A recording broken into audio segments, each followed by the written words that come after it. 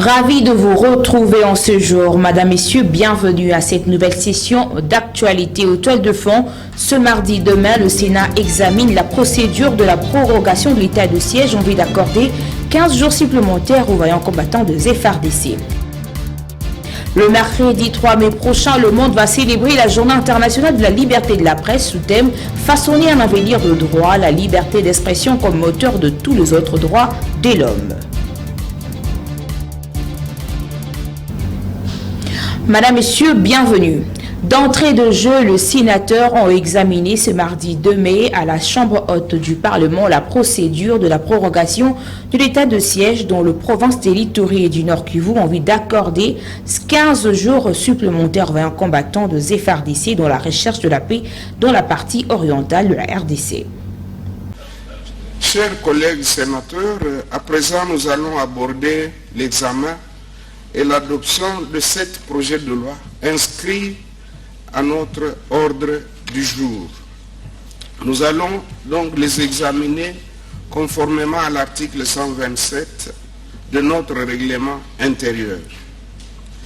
À cet effet, nous avons invité et nous avons devant nous ici les membres du gouvernement ci-après. 1.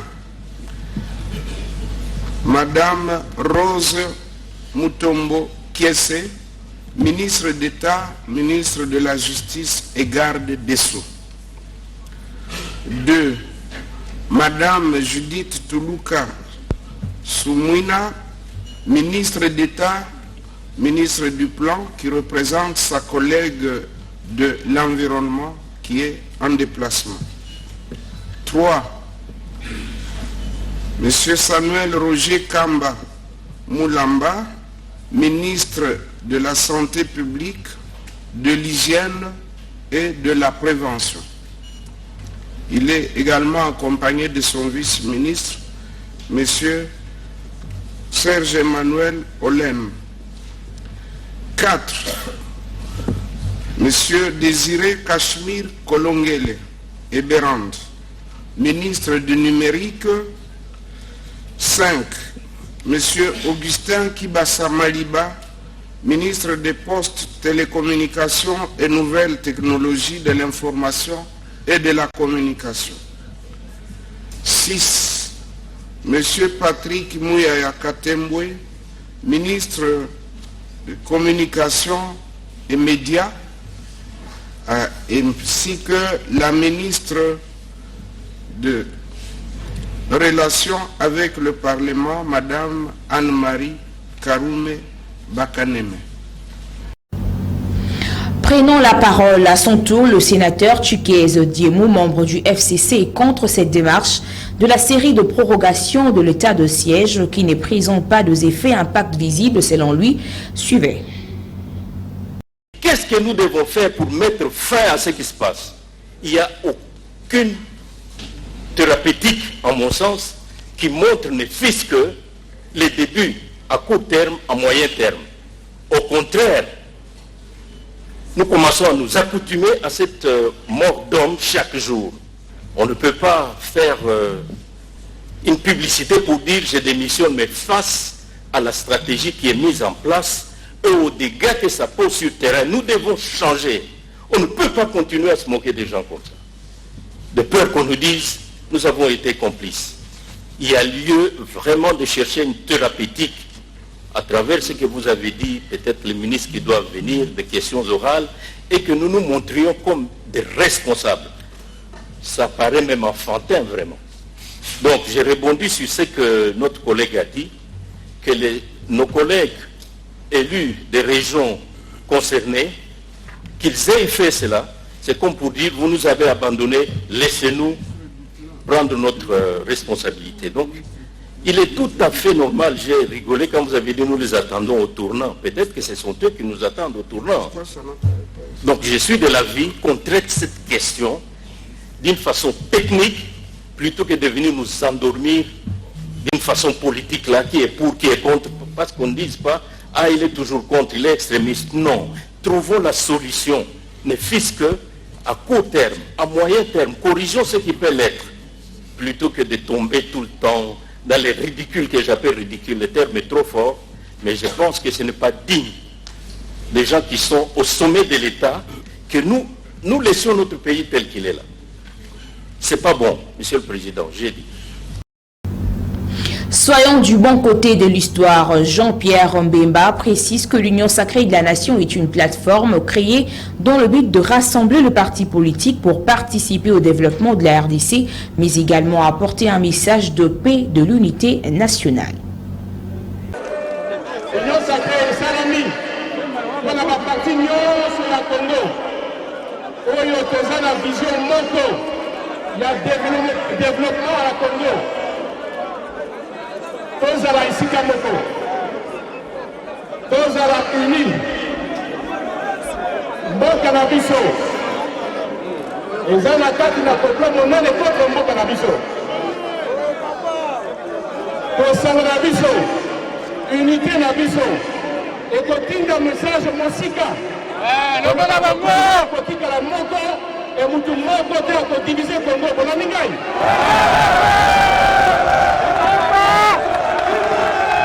Congo va biso kotika la uni. Unité ya Congo. Souveraineté ya Congo. Intégrité territoriale ya Congo. Ezali non négociable. Congo va biso koloko misato wana te. Nalobi soki tosangani te. Soki tozali bomoko te. De monguna oyo à cause de la facilité pour la côté de la vision. Voilà pourquoi. Vous allez dans notre moto. Oui, on a yébié. La canissinaye, vous allez les bandits pour tout la boutou du Congo à Congo. La canissinaye, bandits pour tout la boutou, ils allaient pour la Bolande de la population de Congo. Yango na lobi, Tokoza Simanaye, Bitumba Oyo, ils allaient pour la Potikala, Congo Nenani, Congo Nenani,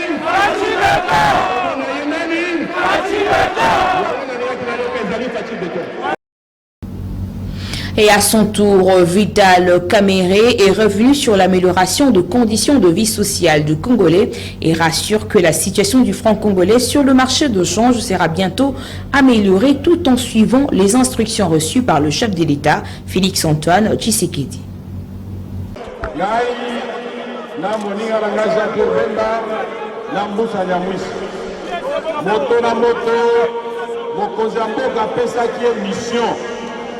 Lieu, Igwe Jean-Pierre, si c'est le Congo, Boussa Nyamous. Si ma premier ministre de la Visto, Sama Lukondo. Lieu, Vital Kamerhe, Bondissa Nano, Dollar, Natal Wabiloko. Si quoi est Talingaï,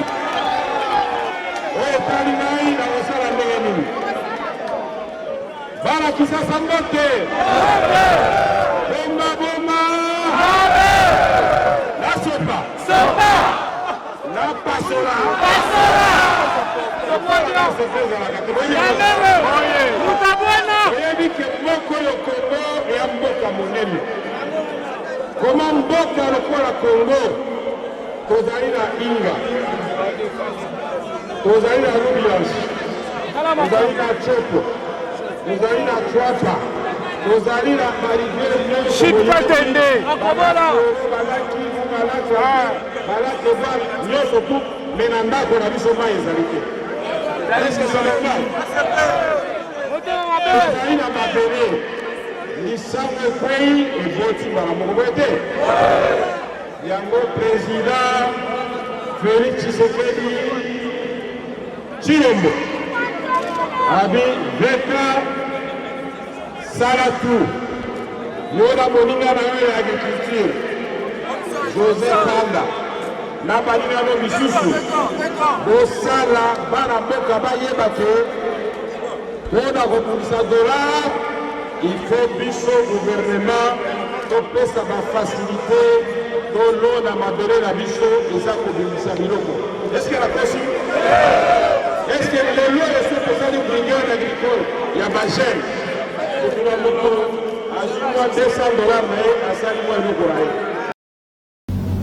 Et revenons sur la situation sécuritaire dans la partie orientale de la RDC, dans la ville de Béni. Les forces armées de la République démocratique du Congo annoncent avoir tué 7 éléments de forces négatives ADF dans ces territoires de la province de l'Ituri sous état de siège. C'est à l'issue des affrontements dans la nuit du lundi 1er au mardi 2 mai entre les forces loyalistes et les rebelles ADF dans la localité de Kamwanga, en chefferie de Bachou, que 7 terroristes ont été neutralisés par l'armée congolaise du secteur opérationnel Sokola 1 dans cette partie de la République. Au cours de ces échanges de tirs entre les FARDC et les ADF, l'armée signale avoir récupéré plusieurs effets de guerre entre les mains de ces rebelles. La zone est sous contrôle des FARDC en patrouille dans le secteur des Rwenzori et dans la vallée de Mwalika pour la restauration de l'autorité de l'État dans cette partie du pays.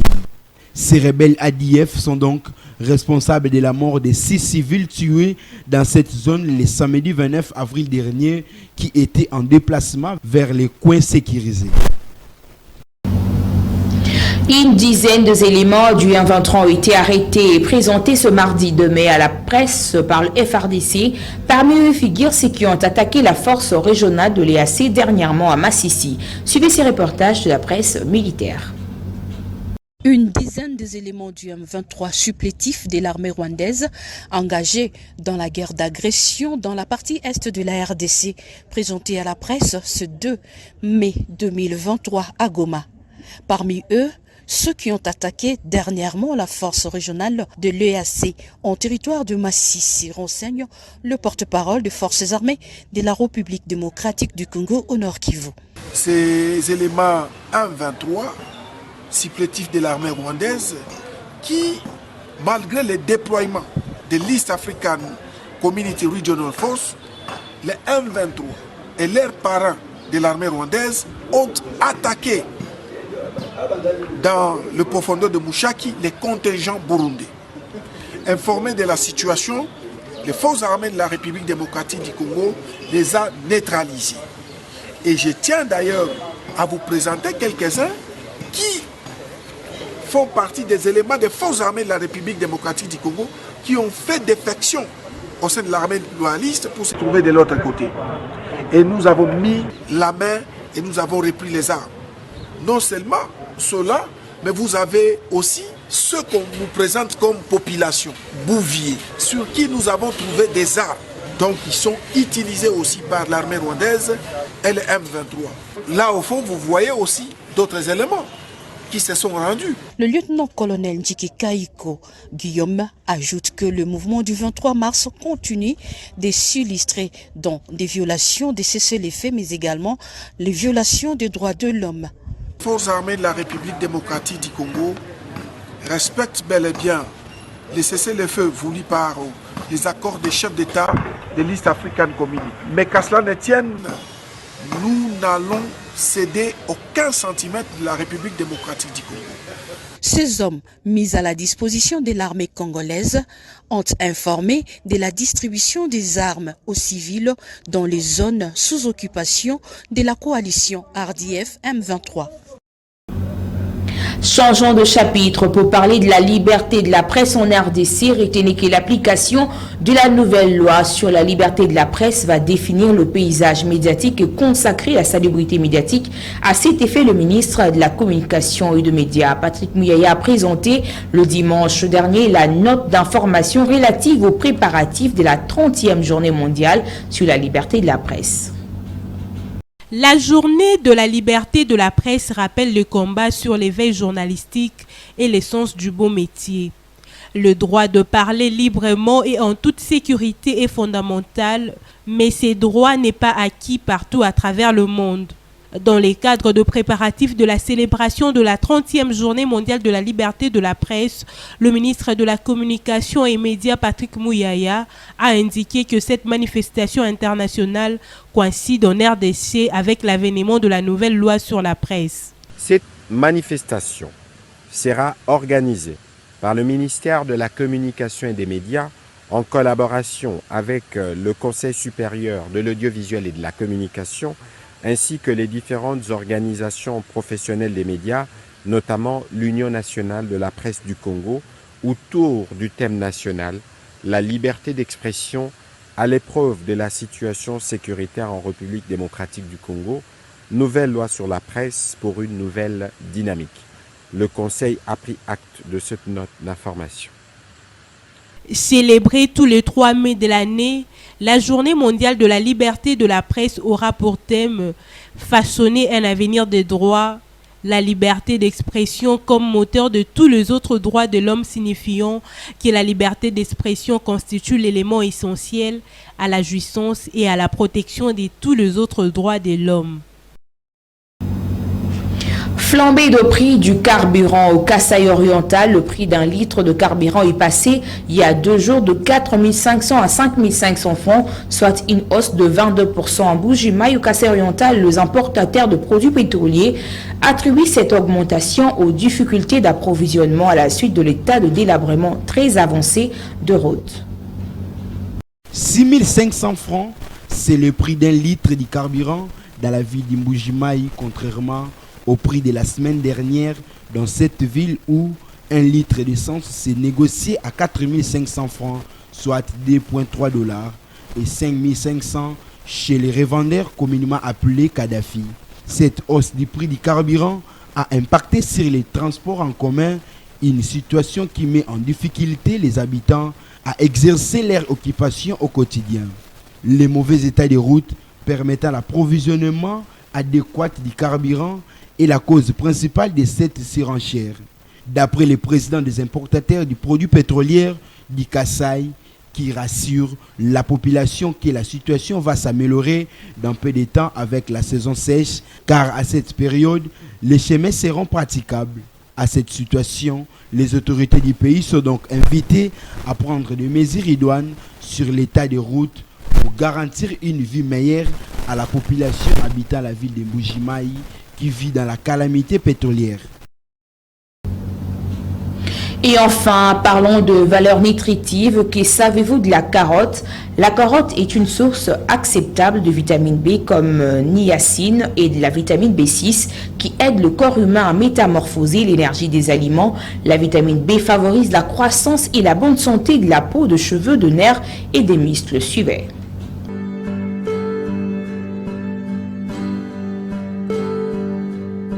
La carotte fait partie des légumes les plus consommés dans le monde entier. Pour cause, sa saveur douce et sucrée se prête à toutes les associations en cuisine et séduit le petit comme le grand. Ce succès est une excellente nouvelle puisque le profil nutrition de la carotte est remarquable et unique.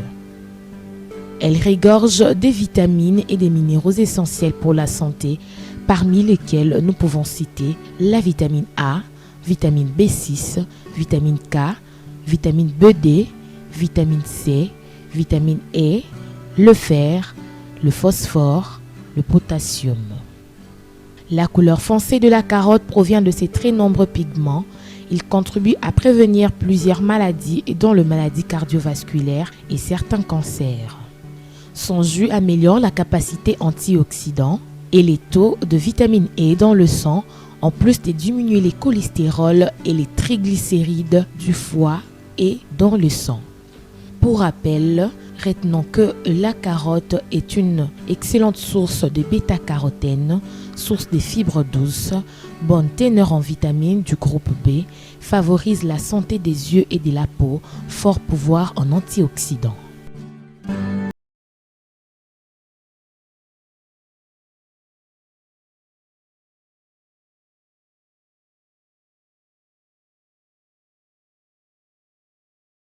C'en est donc fini pour ce soir. Madame, Messieurs, retenez ceci.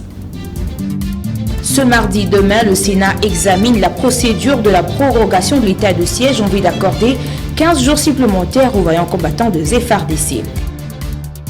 Le mercredi 3 mai prochain, le monde va célébrer la Journée internationale de la liberté de la presse sous thème « Façonner un avenir de droit, la liberté d'expression comme moteur de tous les autres droits de l'homme ». Merci de nous avoir suivis. On s'est dit au revoir.